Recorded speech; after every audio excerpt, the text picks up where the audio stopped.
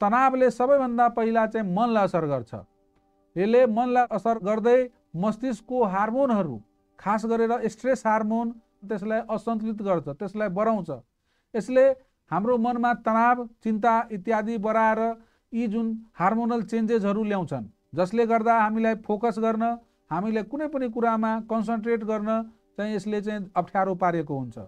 त्यस्तै यसले चाहिँ शरीरमा तुरुन्तै चाहिँ यदि तनाव भयो भने मुटुको चाल बढ्ने, शरीरको ब्लड प्रेसर, रक्तचाप बढ्ने, पाचन प्रक्रियामा चाहिँ पाचनमा समस्या ल्याउने र निन्द्रालाई असर पार्ने जस्ता दुष्प्रभावहरू यसले निम्त्याइदिन्छ। यो चाहिँ इमिडिएट आउने चाहिँ प्रभाव हो यदि हाम्रो मनमा चाहिँ तनाव, चिन्ता या दुःख भयो भने। यसले लामो समयसम्म शरीरलाई असर गर्यो भने त्यसले हाम्रो चाहिँ सम्झिने शक्तिलाई कम गर्छ। त्यस्तै हाम्रो निन्द्रा चाहिँ हराउँदै जान्छ। मुटु र मधुमेहका रोगहरू, विभिन्न रोगहरू यसले निम्त्याउन सक्छ।